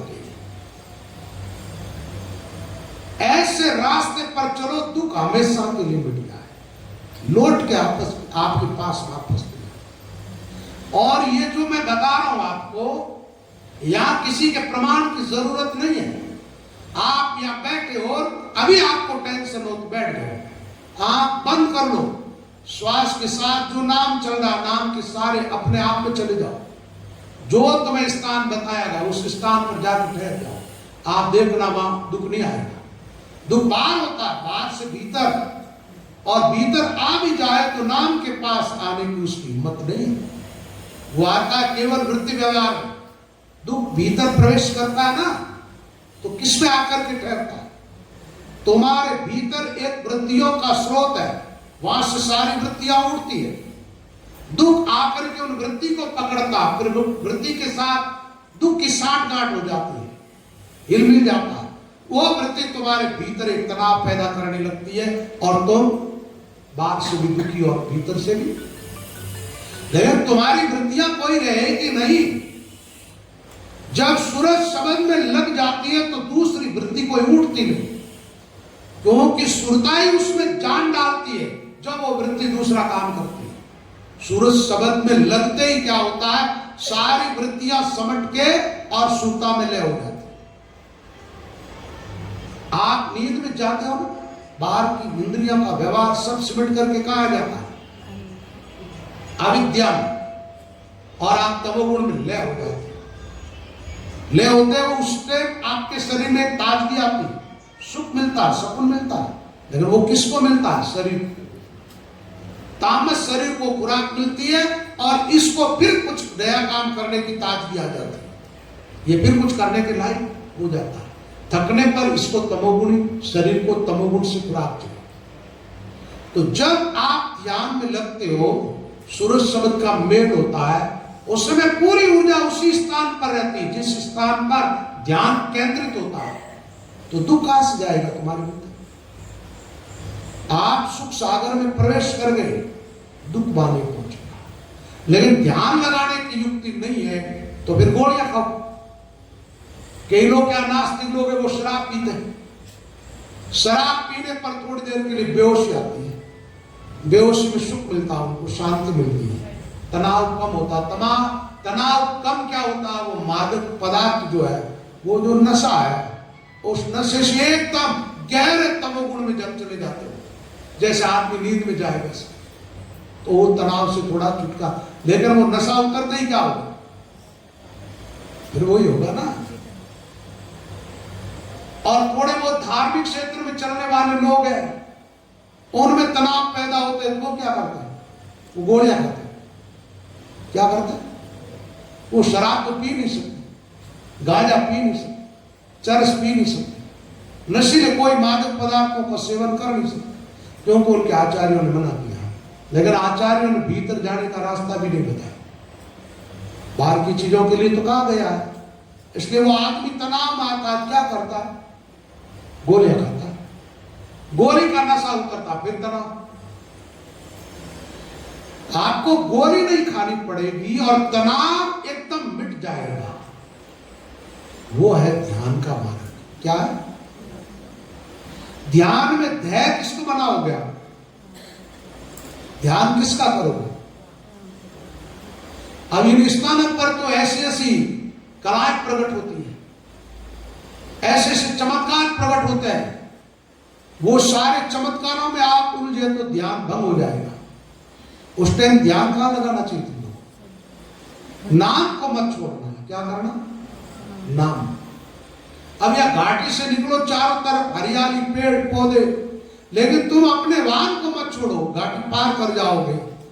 और वाहन छोड़ करके घाटी में वो वन वृक्ष हरियाली देखने के लिए उतर गए, पहाड़ पर्वतों की चोटियों को देखने के लिए उतरे, तो फिर भटक जाओगे। बाहर की दुनिया छोड़ो, भीतर भी उलझना नहीं है, सुलझ चलते रहना। बोलो राम। तो महाराज कहते भाई, दुख दारिद्र भव दूर। गुरु का ज्ञान ऐसा ज्ञान है कि इस भव दरिया से बहुत दूर ले जाता है। दूर जाकर के इस दरिया को देखते, जब इसकी नश्वरता हमें समझ में आने लगती, अरे तुच्छ पदार्थों में इनमें कहां बच गया। भीतर हो तो नहीं पता चलेगा, बाहर निकलोगे तो पता चलेगा ये क्या चीज है। जो जो बाहर निकले उन सब ने कहा, संसार समझ जल खाओ, और झूठो रे संसार मना थारी नींद हुआ। गुरु ज्ञान बतायो रे, जग झूठ लगायो रे, जग झूठ लगायो रे, यूं नेचे आयो रे। अजय महात्मा जो जो जगत से बाहर उन सब ने कहा झूठा है, और इसके अंदर है वो कहते सच्चा। क्या? सच्चाई के साथ तो आदमी हमेशा टिका रहता है। ये सच्चा है तो फिर तुम्हारा बचपन कहां गया, वो बच्चा कहां गया तुम्हारा? वो सच्चा रहना चाहिए। सच्चा है तो फिर तुम्हारे बाप दादा परदादा वो कहां गए? जो इस दुनिया से, दुनिया के पदार्थों से और तुम्हारे से बहुत प्रेम करते थे, वो इन सब को छोड़ के कहां चले गए? सच्चा होता तो फिर सच्चाई तो रहती है, टिकती है, मिटती थोड़ी है। लेकिन यहां तो सब मिटता जाता है। इसलिए महात्मा ने कहा ये झूठ है, सच्चा जैसा दिखाई दे रहा। मृगा जल्दी से रे कोई पियो और पी से। रेगिस्तान में गर्मी में चले जाओ, सूर्य की किरणों से रेत चमकती है, वहां वृक्ष तो कोई है नहीं, बालू रेत, और ऐसा दिखता सामने दरिया भरा पानी का। अब प्यास लगी है, जाओगे तो वो दरिया आगे जाता नहीं, जो आप बढ़ोगे तो आगे दिखाई देगा, लेकिन पानी वाला दरिया कहीं आएगा ही। इस दुनिया के अंदर कितनी गहराई से खो जाओ आप, दुख ही मिलेगा, सुख मिलने वाला है नहीं। तृप्ति हो वो ज्ञान इस दुनिया में है ही नहीं। इसलिए वो ज्ञान देने वाले सदगुरु, तो हमारे महात्माओं ने गुरुजनों की बड़ी महिमा गाई। सदगुरु भक्ति मुक्ति का दाता, गुरु को ब्रह्म रूप कर जाने ताकि भक्ति चढ़े। गुरु के प्रति जीवन में आस्था होनी चाहिए, श्रद्धा होनी चाहिए, निष्ठा होनी चाहिए। गुरु से इतना प्रेम होना चाहिए कि इस दुनिया को सब कुछ छोड़ दिया जाए, गुरु के लिए। ऐसी निष्ठा साधक की बढ़ती है, तब गुरुजनों के द्वारा साधक को लाभ होता है। बिना श्रद्धाहीन कोई बैठेगा, क्या ज्ञान प्राप्त करेगा? मैं देखता हूं भीड़ कई जगह कथा में लगती है, श्रद्धाहीन लोग होते हैं, वो तैयार नहीं होते। भीड़ में से जो गुरु का होगा, रामचरण कह रही बच्चा चरणा लागे जाए, भेड़ बिड़क ग्वाड़े गई बेली होई बिललाय, रामचरण कह रही बच्चा चरणा लागे। शेर गर्जना करता तो शेर का बच्चा जो होता है वो शेर के पास पहुंचता है, अन्य जानवर सब भाग जाते हैं। ऐसा ये दुनिया का खेल है। जो ध्यान की गहराई में जानी चाहता है, जो मुक्त होनी चाहता है, जो सही अर्थों में सदगुरु का शिष्य है, उनको चाहे जितनी कड़वी बात कहे, लेकिन वो उनके पास जाएगा, दूर नहीं जाएगा। सदगुरु शब्द कहे कोई खारो, अवगुण भूलन धारो, जो जो त्रास सहे सदगुरु की, जो थारो होवे व्यवहारो। सुन शिष्य जुगत मुगत की भाको, सूरत गुरा जी में राखो, सत शब्द से प्रीत लगाओ, यो उदरण को नाम। गुरु का भय होना चाहिए साधक के भीतर है। भयहीन लोग भटकते हैं, कारण नहीं मानते वो गुरु की। गुरु कहते हैं पूरब को, वो पश्चिम की तरफ जाते हैं, वो सब जगह रोते फिरते हैं, उनको सफलता नहीं मिलती। गुरुमुखी होता है वो स्थिर होता है, मनमुखी होता है वो भटकता है। इसलिए साधक को गुरुमुखी बनना, क्या करना? गुरुमुखी। सदगुरु जी से मन दूजण लागो, जद मनसी गरमाई, लाख बात की एक बात प्रगट क्यों मिला। महात्मा लोग कहते हैं लाख बात विस्तार से नहीं कह करके, लाख बात का सारांश में एक बात में बता रहा कि गुरु का भय रखो जीवन, तब मुक्त हो जाओ। कई जगह तो मैं देखता हूं साधक ऐसी जगह में भटकते हैं जो इनसे भी गौड़ है। ये भजन में लगे हुए साधक है तो थोड़े तो कुछ स्थानों का अनुभव है, थोड़े तो अंतर्मुख हुए, एकदम बाहर मुख भटकने वालों के पास जाते, क्या लोगे वहां से? मार्ग बूझे मुक्ति को जाने जाने बूझ, पेट पालना पुरुष को बूझा पड़े सूझ। जो मान के पीछे और माया के पीछे भाग रहे हैं, वहां कोई सत्य नहीं है, वो तो असत्य के पीछे भाग रहे हैं। सदगुरु तो वही है, गुणातीत सोई गुरु तभी गुरुपद सो, सदा शांति संतोष सत जित इंद्रिय गत लोक। गुणातीत तीनों गुणों से जो पर है, लेकिन ये स्थिति लोगों को समझ में नहीं आती। बाहर का व्यवहार लोगों की पकड़ में आता है, उनकी बुद्धि उसको पकड़ती है, लेकिन आंतरिक साधना को कौन लखेगा? गुरुमुखी होगा वो लखेगा, मनमुखी नहीं जान सकता। संत की गत रामदास जग सो, महात्मा का जगत से लकी नहीं जाती, जग से लकी नहीं जाती। बाहर तो संसार सा भीतर उल्टा था है, जगत से लकी नहीं जाती है, लेकिन साधक जो है वो लक लेते हैं। कौन? जो साधना में लगे हुए हैं ना, भजन में लगे हुए, मोक्ष के मार्ग पर चल रहे हैं, उनको पता चल जाता है कि ये महात्मा अंतर यात्रा में लगा हुआ है, या यात्रा में सफल हुआ है, या अपनी मंजिल पर है, ऐसा समझ जाता है। ताकि लोगों को तो क्या पता चलेगा? कई लोगों को तो यह भी पता नहीं है कि मोक्ष का मार्ग कोई अंदर जाता है या बाहर। ऐसा पता होता तो लोग बाहर के झंझट में क्यों घुसते? लोग तो पूरा जीवन खो देते हैं। लोगों की भक्ति बड़ी विचित्र है और उनसे दुनिया प्रभावित भी होती है।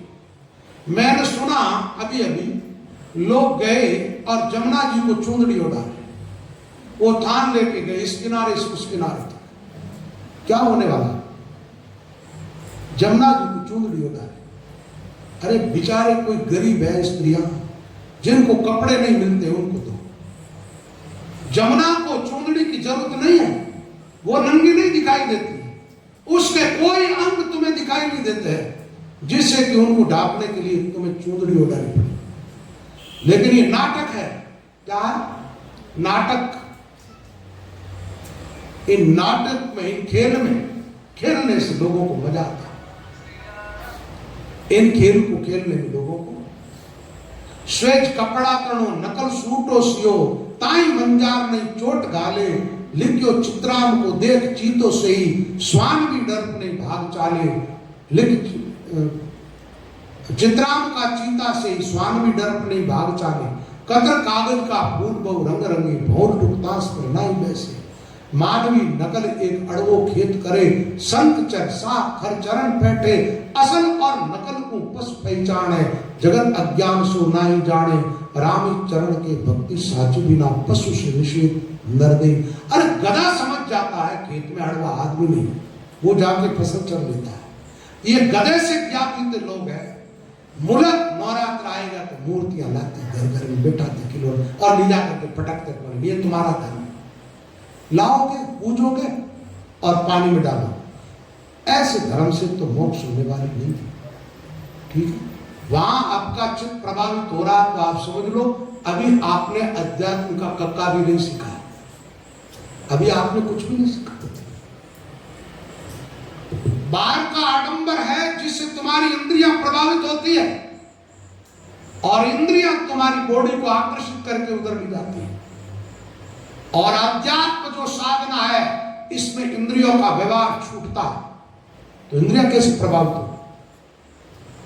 यहां कानों से जो संगीत सुनते हो वो नहीं है, यहां तो एक नया ही संगीत प्रकट होता है और वो प्रकट होने के बाद बाहर का संगीत तुम्हें अच्छा भी नहीं लगेगा।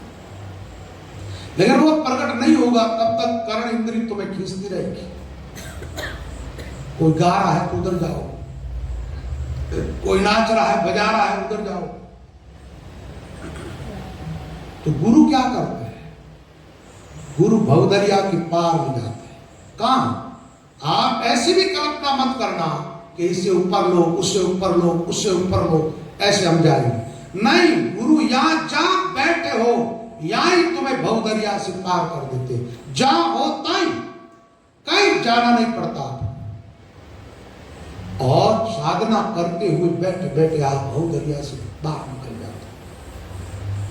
बाहर जाकर के देखते हो तो तुम्हारे लिए भवदरिया बहुत छोटा हो जाता है, तुम्हें फिर इसमें डूबने का भय नहीं रहेगा।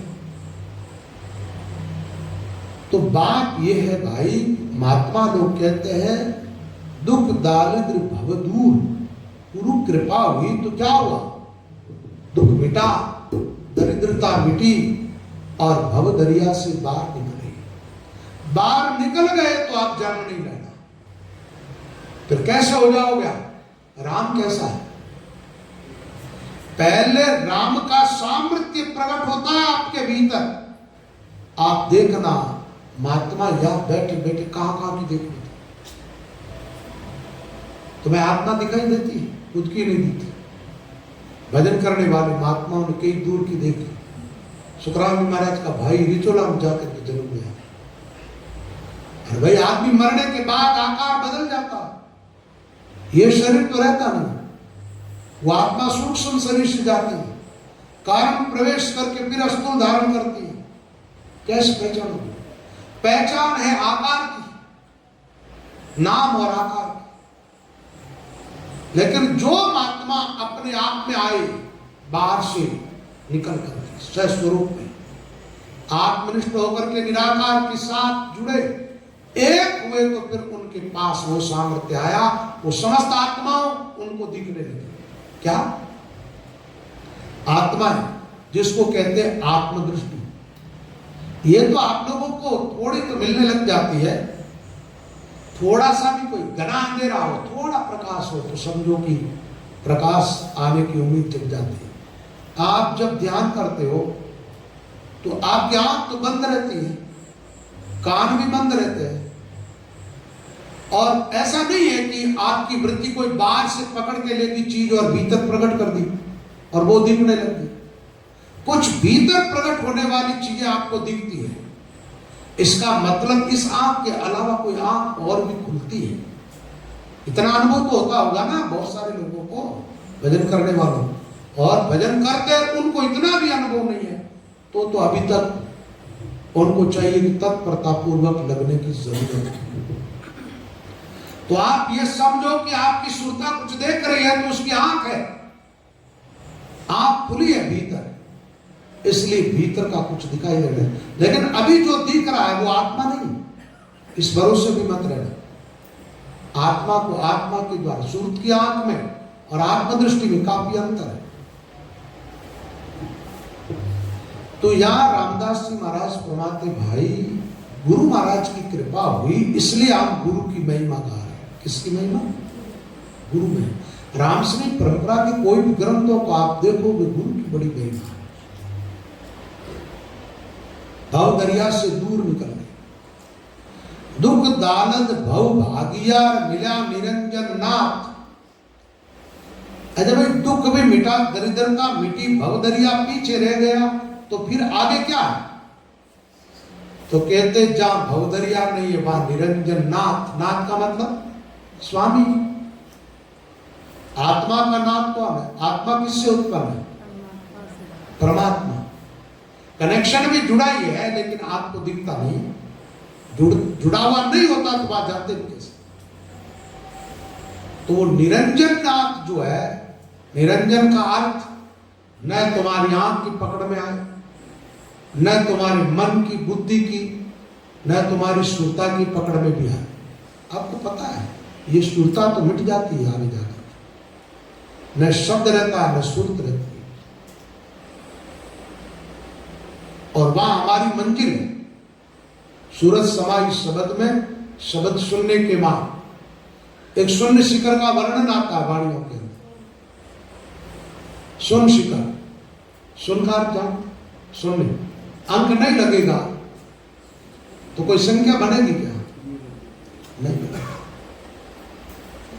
तो सारे आकार जो बाहर के थे वो आंतरिक थे, वो सब छूटे। तो मिला कौन?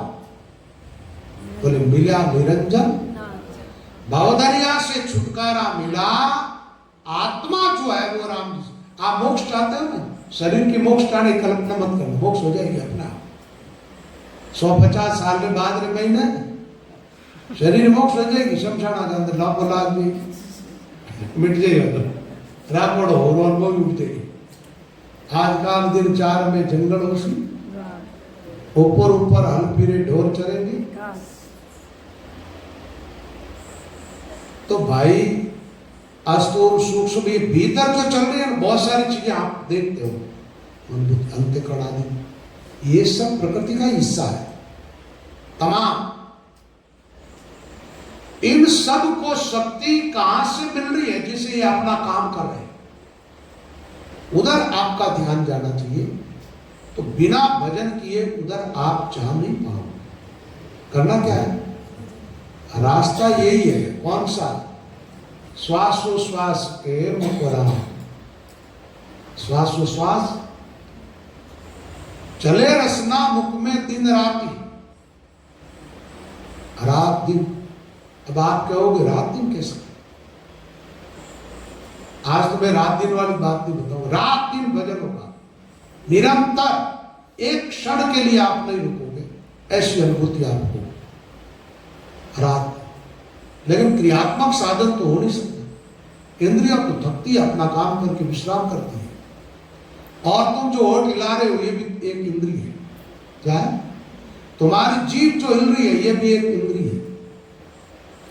इंद्रियों से करने वाली साधना तो निरंतर नहीं हो सकती। इंद्रियां निरंतर कोई काम नहीं कर सकती। आप निरंतर चल सकते हो क्या? निरंतर हाथ हिला सकते हो क्या? निरंतर कुछ सुन सकते हो क्या? निरंतर देख सकते हो क्या? निरंतर कुछ भोग सकते हो क्या? निरंतर सो सकते हो क्या? जग सकते हो क्या? चल सकते हो क्या? बैठना उठना निरंतर कुछ भी नहीं होता बॉडी में। तो उसके बावजूद महात्माओं ने निरंतर होने की बात कही, क्या झूठी बात है? हमारे समझ में नहीं आए तब तक हमारे लिए बात झूठ है। और समझ में आ जाएगी या ऐसा मान लो कि आप पास स्वयं पहुंचे, अनुभव करेंगे तो वो बात सच्ची हो जाएगी। क्या होगा? वो बात सच्ची कब होगी? अभी जैसे बार बार हम सुझाव देते हैं आपको श्वास उश्वास भजन करने का, तो जो लोग श्वास उश्वास भजन नहीं करते, अंतर्मुख नहीं हुए, उनके लिए मेरी बात क्या है? ये नॉर्मल बात है, जैसे कथाकारों की बात है वैसी मेरी बात है, उसमें हमारे कोई अंतर थोड़ा नहीं। लेकिन जो साधक लगे और लगने के बाद जिनको अनुभूति हुई है, उनके लिए बात सच्ची हो जाती है। वो कहती है बात सच। अभी आजकल तो लोगों ने कहना कम कर दिया है। भाई शुरू में मैं भजन बताने लगा तो लोग कहते पागल करता, क्या कर रहा पागल। तो उनके लिए ठीक है, वो गलत नहीं बोल रहे थे, वो ठीक ही कह रहे थे, उनके लिए वो पागल नहीं था। लेकिन जो भजन में लग गए लोग, जिनको अनुभूतियां हो गई, अब उनसे कहे कि वो तो पागल कर रहा, वो कह रहे आप वाली बात हमें नहीं जमती। उनको कहोगे तो वो कैसे मानेंगे? वो नहीं मान सकते। उनके लिए बातें सच होगी, वो ध्यान की गहराई में जा चुके, उन्होंने ध्यान का स्वाद चखा है, उनको आनंद की अनुभूति हुई है, शांति मिली है, सुख मिला है, यात्रा चल रही है, आगे से आगे बढ़ते जा रहे हैं। वो बात को नकारेंगे नहीं। लेकिन जिसको एक भी स्थान का अनुभव नहीं है, उनकी तो सोच ही नकारात्मक है, इसीलिए अनुभव नहीं है। बाकी तो हो जाता है, एक को हो रहा दूसरे को क्यों नहीं होगा? लेकिन पहले अपनी सोच तो ठीक बनानी पड़ेगी ना। असूया बुद्धि जो है, इसको ठीक करना पड़ेगा। तो भाई महाराज फरमाते हैं दुख दालद भव भागिया। अब भागने का एक अर्थ होता है, जैसे हमारे पास कोई था, वो वहां से भाग के दूर चला गया। एक ऐसा भी होता है जो गलत चीजें थी, वहां से हम भाग करके निकल गए। दोनों अर्थ हम ठीक है। आप भजन किया, अच्छा भजन किया तो कहीं जाकर के या भाग दौड़ करके या एक जगह बैठे, हाँ कोई बात समझने के लिए तो गए होंगे, इधर उधर सत्संग में आए हो। लेकिन अब जैसे आप ध्यान में जाओगे, वो एक जगह बैठे बैठे जाओगे। अच्छा भजन में गहराई में गए तो दुनिया छूटी, और धीरे धीरे एक ही जगह बैठे बैठे आप अदर में चले जाते हो। उस समय भवदरिया पूरा तुम्हारे से दूर हो जाता है, नहीं होता? दूर हुआ है भजन के प्रभाव से। ये भव जो है रूप, ये तुम्हारे से भागने का मतलब दूर हो गया, और तुम एकदम स्वतंत्र हो गए। बंधन था वो भी कट गया। ये भवबंधन जो है ना, ये तीनों गुणों का ही बंधन। किसका? गुण किससे उत्पन्न? ये माया के गुणों से एकदम आत्मा स्वतंत्र होती है। अच्छा स्वतंत्र होते फिर वो रहती कहां? भाई आत्मा के लिए दो ही जगह, एक जगह तो है माया का क्षेत्र। कौन सा? एक दूसरा क्षेत्र है निरंजन निराकार ब्रह्म का, परमात्मा का, ईश्वर का। तो आत्मा रहती कहां? भवदरिया से दूर होने के बाद कहां रहेगी? प्रकृति के साम्राज्य से निकलने के बाद निरंजन निराकार में। तो मिलगा कौन? छूटा कौन? संसार। मिला कौन? परमात्मा। अच्छा वो आने जाने से मिला क्या?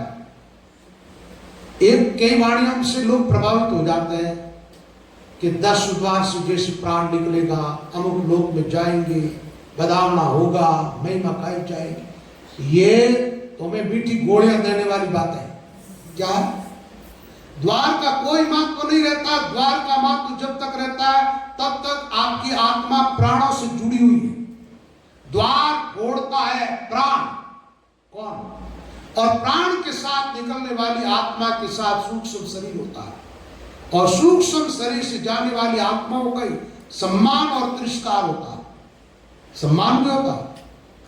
उच्च कोटि की आत्मा है तो उच्च लोकों में सम्मान होगा, निम्न श्रेणी की आत्मा है तो तिरस्कार होगा। लेकिन महात्मा ईश्वर में जो ले हुए वो तो जाके तीर्थ है। अच्छा एक बात बताओ, राम यहाँ है या नहीं? है। अच्छा मोक्ष जीते जी होती है या मरने के बाद? तो द्वार फूटने के बाद मोक्ष होगी या पहले हो जाएगी? पहले हो जाएगी। तो फिर द्वार का कोई महत्व रहेगा या नहीं रहेगा? नहीं रहेगा तो इन कल्पनाओं में मत जियो। ठीक है।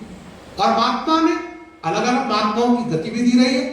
वो जैसे मुक्त तो पहले ही हो गए, मोक्ष प्राप्त हो गई थी, जैसे शरीर छूटता ही है, जैसे तरवर का पात, वो उस समय कैसे छूट जाए। किसी का 10 द्वार खुल गया होगा, किसी का और किसी द्वार से, लेकिन उन महात्माओं के जीवन में द्वार विशेष का कोई महत्व नहीं रहा। हाँ, कोई योगी होता और ये कल्पना करता तो हम उनकी बात मानते। योगियों के लिए ऐसी बातें हैं।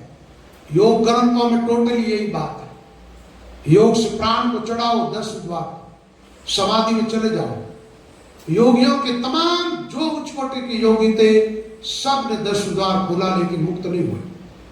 क्या हुआ? मोक्ष नहीं हुआ। तमाम योगियों का 10 द्वार खुलने के बावजूद वो आत्माएं वापस आई दुनिया। लेकिन रामचंद्र जी महाराज, दादू दरियाजाद, ये जितने महापुरुष हो गए, ये कभी वापस लौट के दुनिया में नहीं आएंगे। ये ब्रह्म के साथ, ईश्वर के साथ एक हो गए।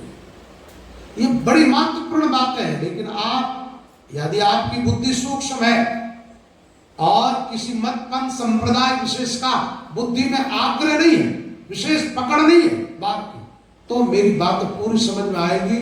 और नहीं तो जहां तुम्हारी पकड़ है, तुम्हारी बुद्धि तुम्हें उधर ले जाएगी, तो मेरी बात छूट जाएगी, मेरी बात की तरफ तुम्हारा ध्यान नहीं जाएगा।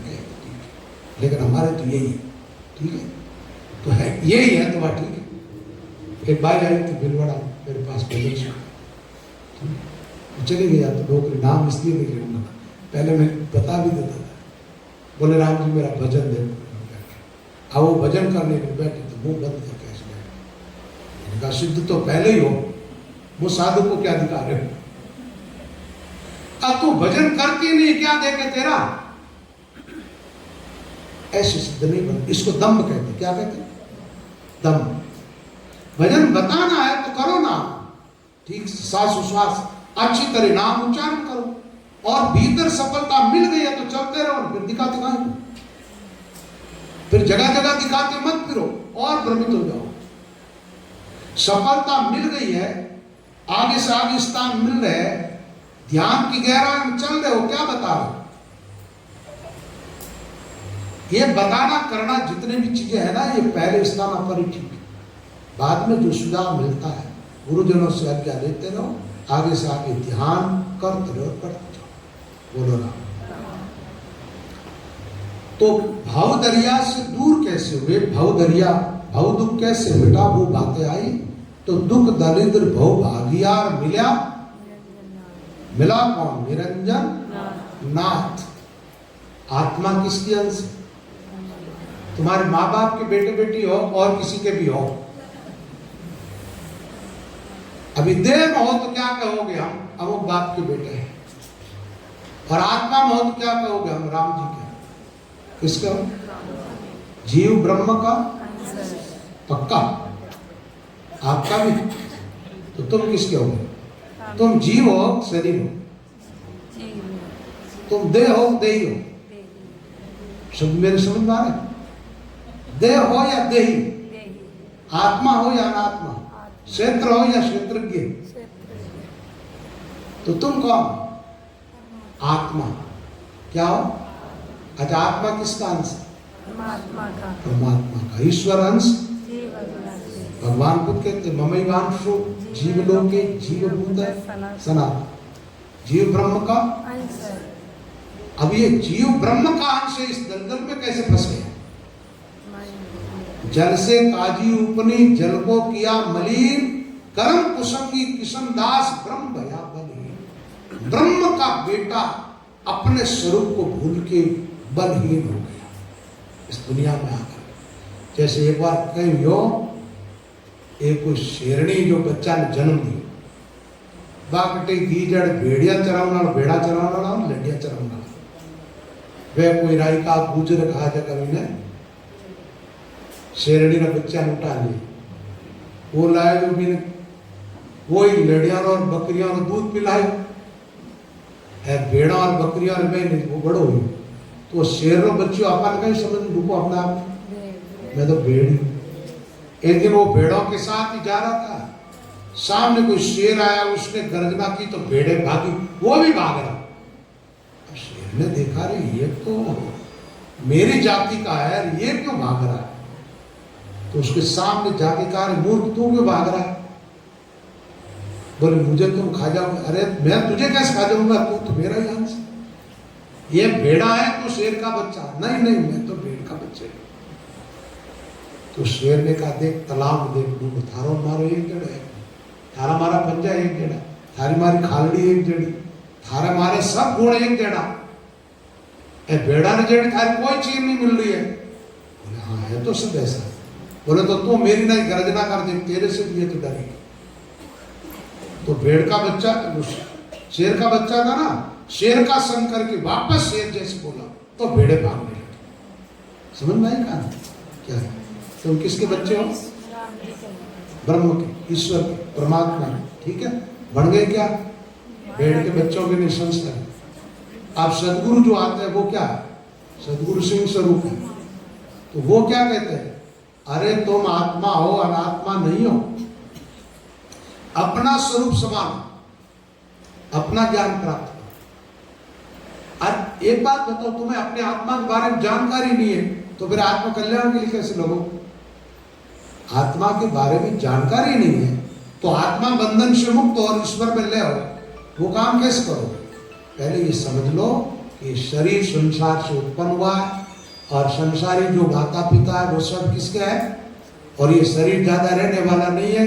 150 साल के बाद ये माँ बाप बड़े बदलते, आगे जन्म हो जो नया बन गए, पिछला जन्म वाला हाव है भाई, मरगा तय मरगा उठो, और यहाँ कौन से कायम रह जाओ, ये बदलता जाएगा। ऐसे आत्मा की ओर से देखोगे तो फिर ब्रह्म तो अविनाशी है, उसमें तो चैन होता नहीं, तो आत्मा में कौन सा होता है?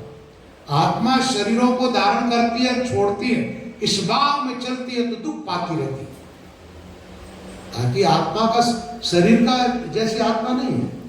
एक बात बताओ, शरीर को बचपन भी हो, जवानी आई, बूढ़ापो भी हो, मिट जाए तो आत्मा भी ऐसे ही बदलती है, ऐसे ही मिटती है, फिर मिट करके फिर पैदा होती है, ऐसा नहीं है। तो निरंजन जो परमात्मा है वो क्या है? वो हमारी आत्मा का पिता है, ऐसा मानो। क्या है? अगर आत्मा उसमें जाती है तो फिर आत्मा भी अविनाशी, वो भी खाली और गुणों का संग हुआ आत्मा की, इसलिए आत्मा जन्म मरण में थी, वो स्वतंत्र था। गुणों का संग छोड़ के निर्गुण में प्रवेश पाते। अब एक बात बताओ, यहां तो बात यह आती है भाई निर्गुण में गए बिगर मोक्ष होती नहीं। अब आप सगुण की कथाएं सुनते हो, सगुण का ध्यान करते हो, साकार का सगुण उपासना करते हो और मुक्त होने चाहते हो, ये तो उल्टा मार्ग है। एक बात है बाहर के आकार को छोड़ा, भीतर आकार को पकड़ा तो बंधन तो वही है। वो आकार भी तुम्हें आगे तो नहीं जाने देगा ना। आकार छोड़ना है तो चाहे अच्छा बुरा सब छोड़ना होगा। क्या करना होगा? गुण छोड़ना है तो सतोगुण ठीक है, लेकिन बंधन कारक तो वो भी है। आपने गड़ारे महीने चाहे लोरी हाकोली पास लगाओ तो ही टोपी जाओ, चांदी हाकोली पास लगाओ तो भी टोपी जाओ, यार होना नहीं आंख में मारे पास दे तो ही मरणों तो है। तो बंधन तो चाहे जो हो, रस्सी कैसी भी क्यों ना हो, बंधन एक जैसा होता। गले में पास चाहे सोने की सातल से लगाओ, चाहे चांदी की और चाहे लोहे की, वो टोपा जो आ रहा है ना, परेशानी हो रही है ना, वो एक ही जैसी होती है। हाँ थोड़ा थोड़ा ठीक हो सकता, थोड़े अच्छे हो सकते, तमोगुण से थोड़ा रजोगुण ठीक। तमोगुण में ऐसे पड़े रहते हो इंद्रियों, और रजोगुण में थोड़ा इंद्रियों का भोग तो भोगने मिले, वो स्वर्ग में मिले, हटे मिले, तो तमोगुण थोड़ा रजोगुण। लेकिन आपको पता है ये जो मजा ले रहे हो इसके पीछे सजा बड़ी खतरनाक है। तो फिर सतोगुण में आ जाओ, अरे भाई ध्यान में तो बड़ा आनंद है, इंद्रियों का सुख तो थोड़ा मिलता है, लाभ दुख हाथों हाथ मिल रहा। आप देखो ध्यान में बड़ी आनंद की अनुभूति होती है। अच्छा ये ध्यान के अंदर जो सुख मिल रहा, इसको भीतर से भोगने लगे तो ये क्या भोग रहे हो? ये सतोगुण सात्विक सुख भोग रहे हो, बंधन तो यार। तो तीनों गुणों से। अच्छा एक बात बताओ, बार बार जो बात ज्यादा सुनोगे उसका तुम्हारे चित्त पर असर होगा या नहीं होगा? तो तुम साकार की बातें ज्यादा सुनोगे तो क्या होगा, लीलाएं ज्यादा सुनोगे तो क्या होगा, चित्त पर तो असर होगा, चित्त उन चीजों से प्रभावित होगा। मोक्ष प्राप्त करने के लिए एकदम निराकार के मार्ग पर आना होगा, और इस रास्ते पर चलोगे तो सगुण यानी गुण, सगुण गुण सहित जो तुम्हारी उपासना है, जो तुम्हारा रास्ता है, उसमें गुण सब छूटेंगे और आप गुणों से बाहर निकल जाओ। अच्छा, बाहर निकल जाओगे तो मिलेगा कौन? निरंजन नाथ राम जी परमात्मा। बोलो राम। तो राम जी मिलना वाली बात अकाले करो, अभी टाइम हो गया है, और एक भजन पहले सुन लो और पच थोड़ी देर सांस